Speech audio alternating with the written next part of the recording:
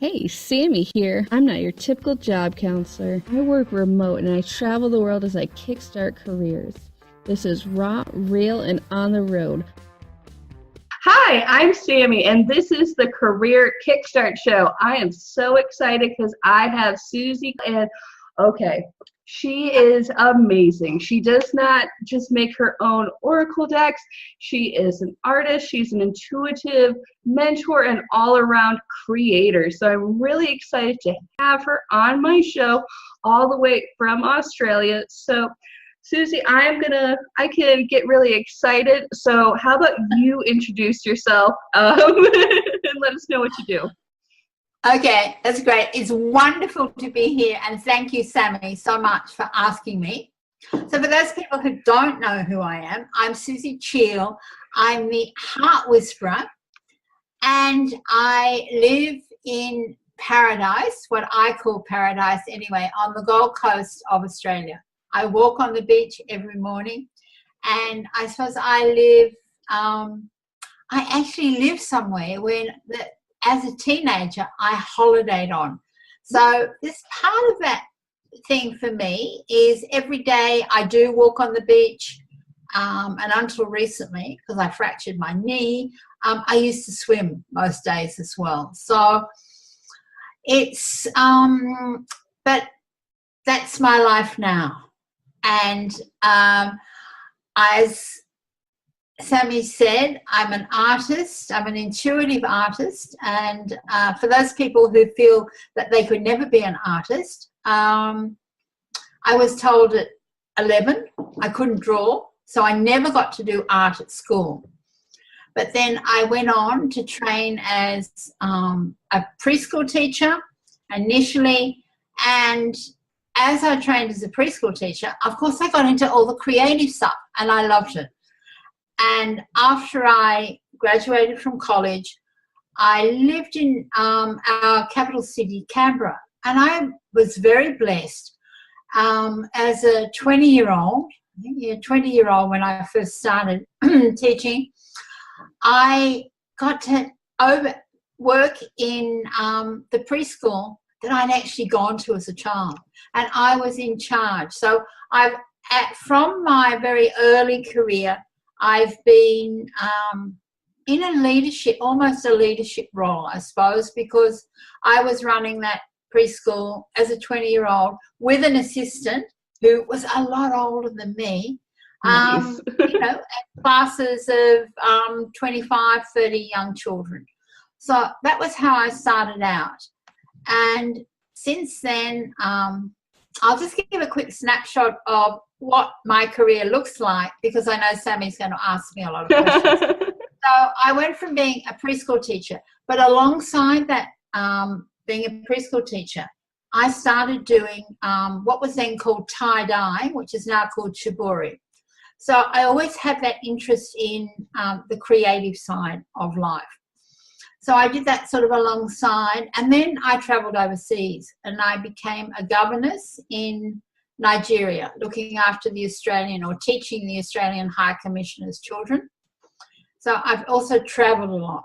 And then I landed up back in London after Nigeria, and I taught as a nursery preschool teacher, nursery kindergarten first class teacher, and ran the library in some of the roughest schools in London I've ever been to. The kids' fathers are always going in and out of jail or whatever, and all the equipment was smashed. And then I got a permanent job somewhere where I could cycle to work, which was great. And while I was in London, I worked in a pub, a theatre pub, so I did a lot of other things. I developed other skills, and I also I learnt to weave.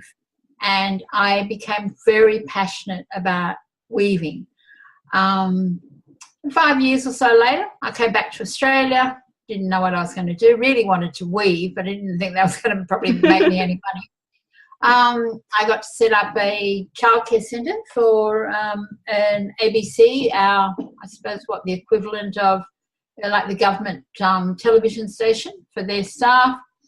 And then I fell into a college job of training childcare workers and became I suppose what you would call a college lecturer.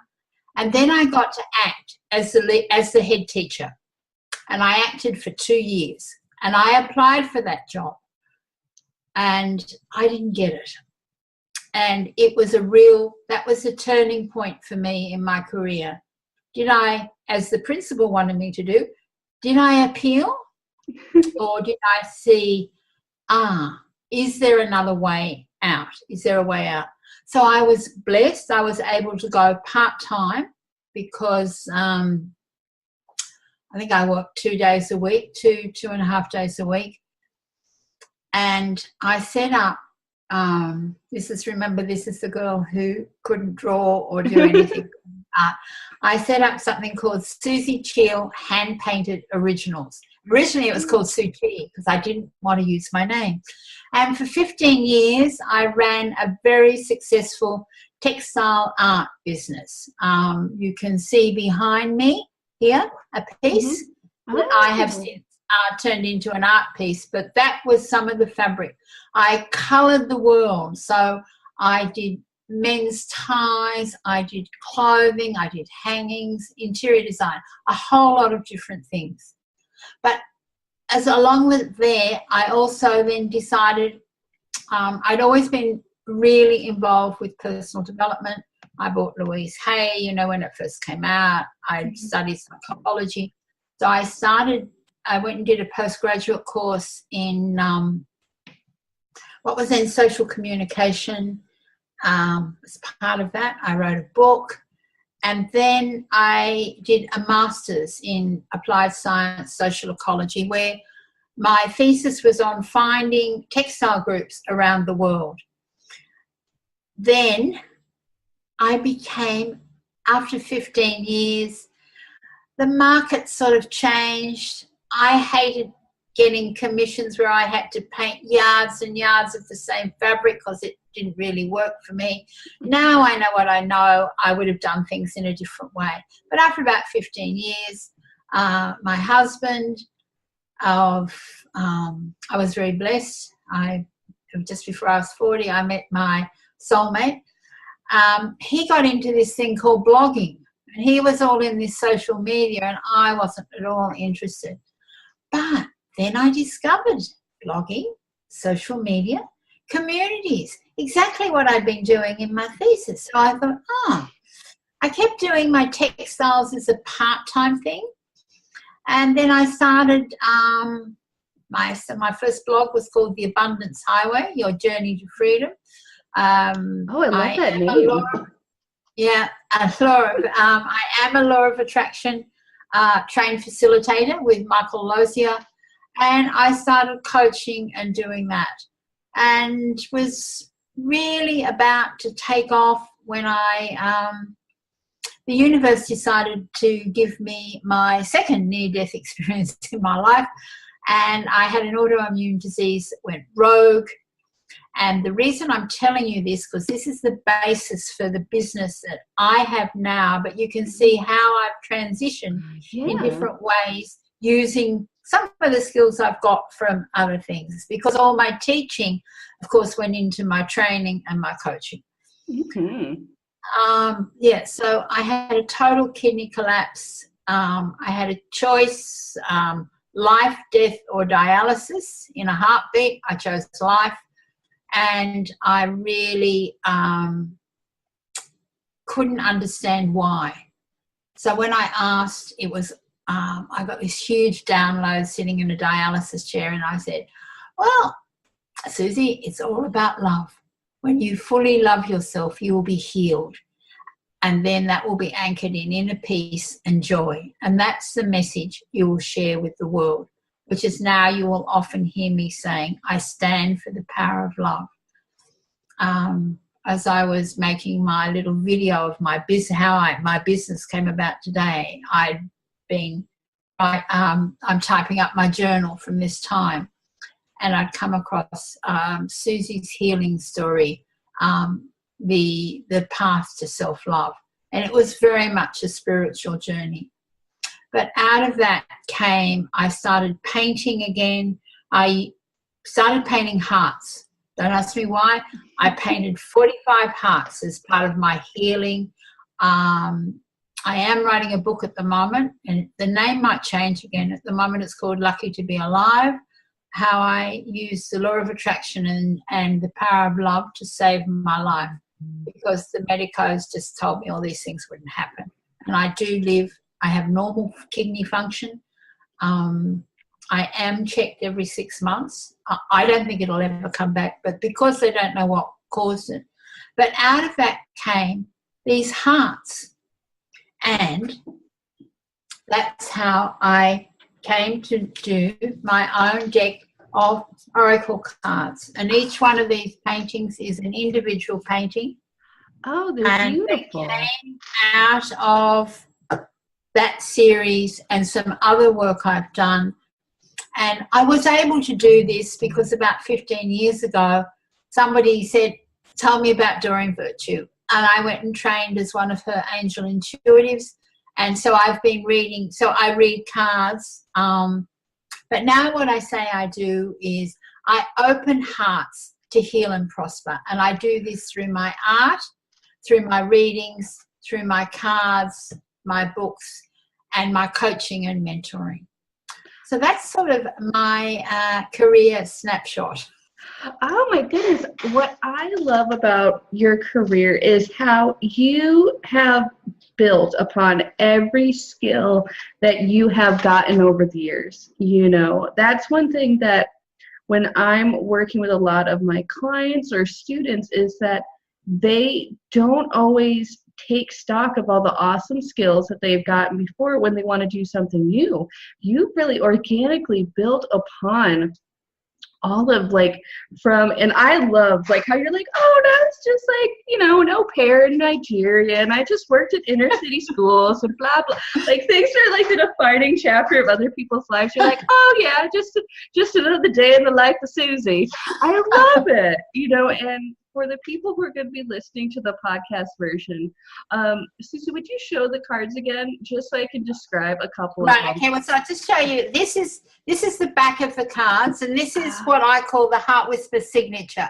Oh, and they're lovely. People will notice that I use it a lot around the web and things like that. Yeah. And then each card is a painting. Some of them from the early days. Mm-hmm. Some of them are from when I did I did 365 days of hearts. I painted every day for 365 days. And so somewhere, even though you mightn't see it, somewhere in there is a heart. And this is the passion card. Yes. And then all the messages I channeled. Oh. Yeah, I have, I just, the message on that is when you follow the path of your heart, the flame of passion will light up your life. It's beautiful. It's all the colors that you use are so vibrant, and everything has this lovely dream quality. So for folks who are listening to this and not watching a video version, you really want to check out Suzie Cheel's Oracle cards. They are beautiful, and I will leave a link to her website in the show notes, because that's so cool. And I like how you have taken this sort of journey of, okay, you're teaching almost what you might call in the mundane world. You're teaching to children, you're seeing them just as they are, kind of in that stage where you almost lose some of your intuition.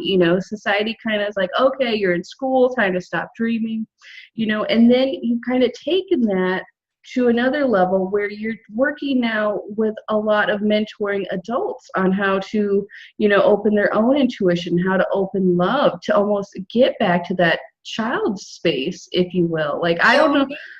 Yeah, we all need to refine that that inner child. I'm thinking about.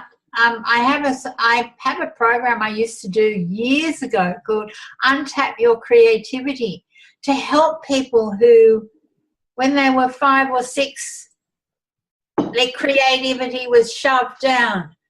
And that's what happens. It gets shoved down. But we all have it inside. And when we can open that up and allow it to flow, I think we also just automatically bring more love into our lives, because we think and for those people who say, I can't draw or paint, it doesn't have to be drawing or painting. I think cooking is creative.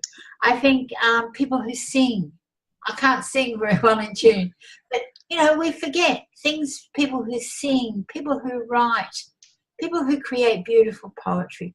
Creativity just opens doors to, I think, to so many new avenues of expressing yourself. Oh, so true. And it's something where, and I love how you've always used art for healing, you know, but you've had such an expansive career and you've really followed your heart and your intuition to do different things. Not always. Oh, well. Sometimes I have. Well, that actually brings me to my next question. What do you think has been the greatest gift that anyone has given you in your career, whether that's mentor time, advice, you know, opening a door? What would be the greatest gift that somebody has given you in your career? I know this might sound funny, but what just came to me then, my greatest gift was probably not getting that job as a head teacher. Oh. I had to give up so much. I gave up holidays, you know, fortnightly pay, what we call superannuation here, all of that. But I would never have fully explored my art.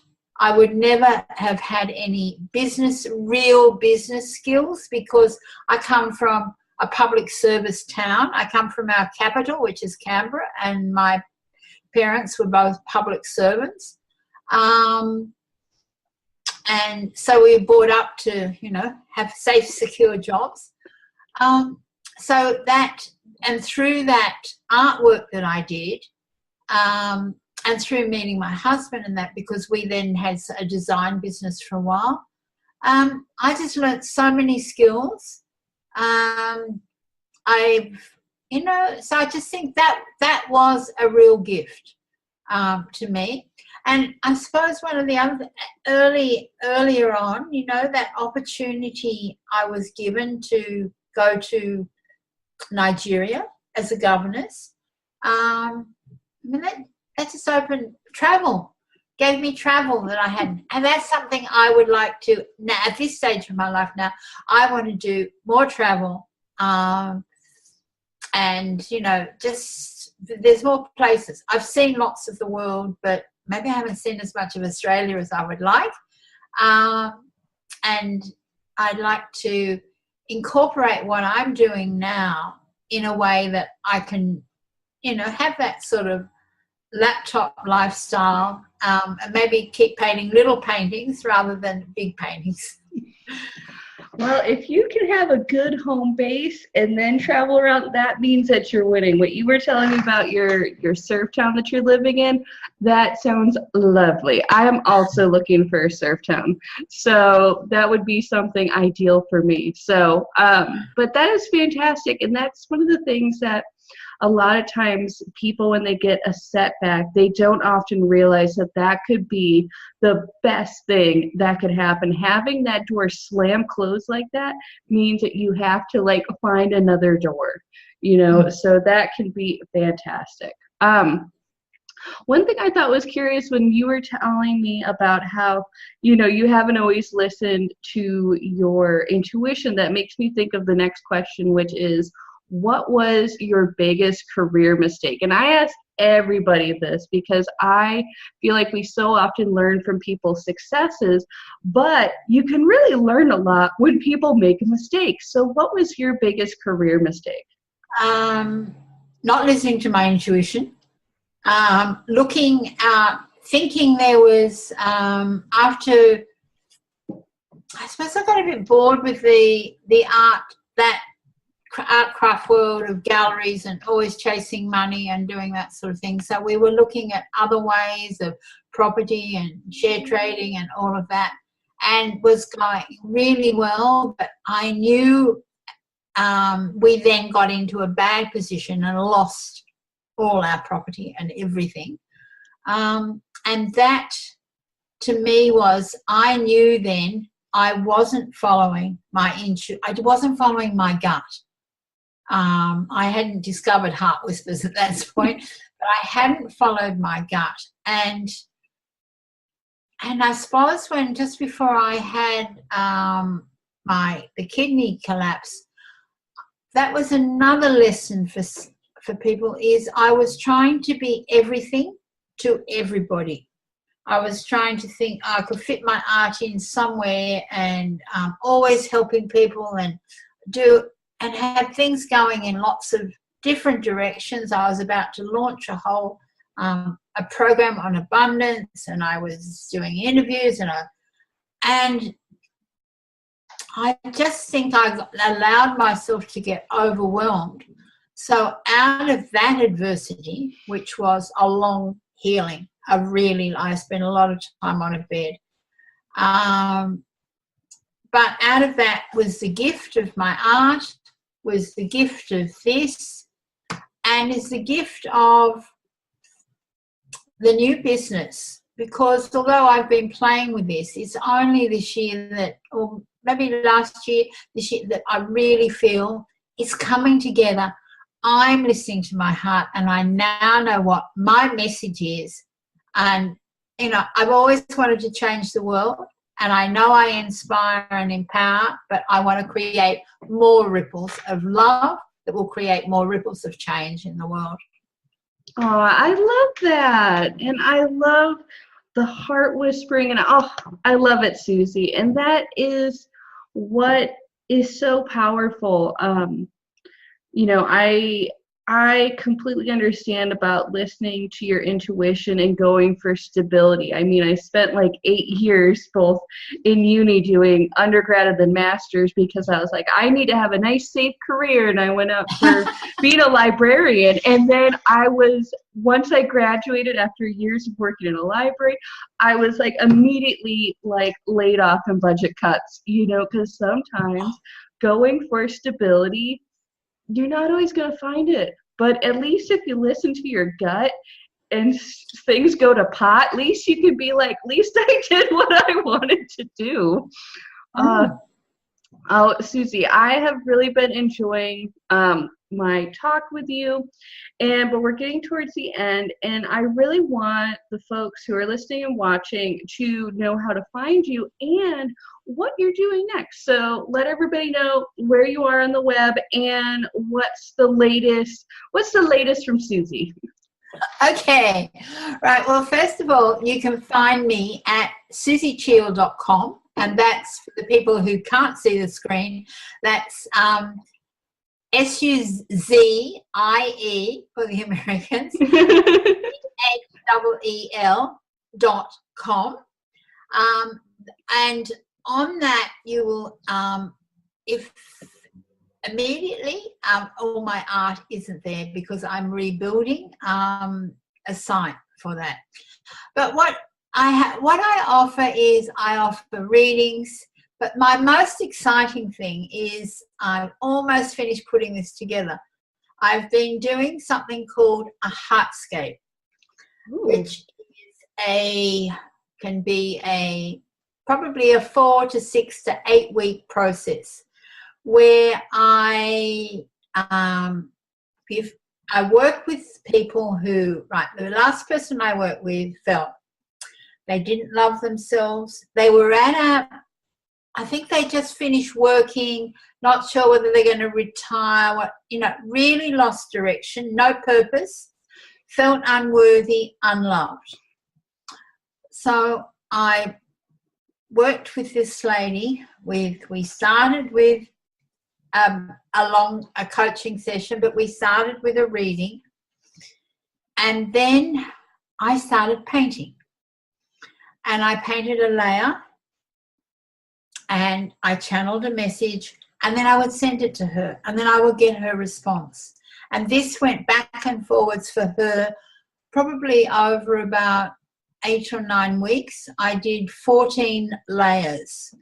Ooh. And I'm really excited about this because this woman can now say, I love myself, I know I'm worthy, and I've got a sense of purpose. And I'm just putting together her like a movie of the painting and a book and things, and she was really happy for me to share the whole thing on my website. So I'm really excited. We've just finished this. And for, have I got anything here? Yeah, I've got one. Yeah. And this is, just to give somebody an example, this was one, this is about 8 layers. This was one that I did. I did this one for myself at the beginning of the year. I love it looks, for people who are listening, it's a beautiful purple ring with a very like interesting textured blue, purple, teal background, and then there's gold. I love it. Looks like a halo.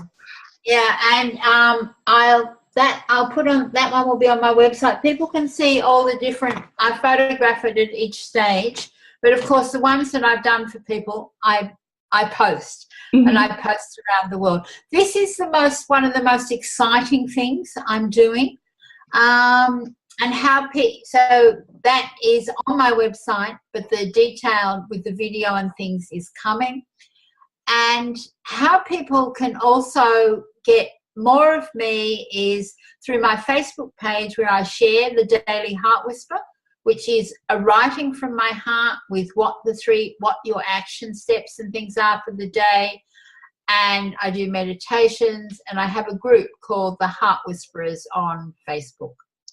Awesome. Thank you so much, Suzie, for sharing your insight, your wisdom, and your artistic talents.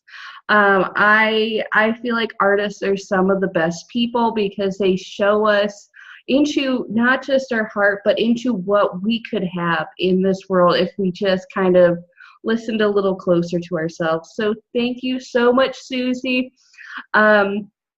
It's absolutely my delight. I absolutely love talking with you, and I love sharing my story. And because I was doing this today, it made me think back to all the things I had done in my life, whereas I sort of tend to focus more on the now and the healing that I've been going through, rather than all the other things but because it was of what you were talking about, I thought, wow, I've got so much to share with people who feel, I can't do anything different.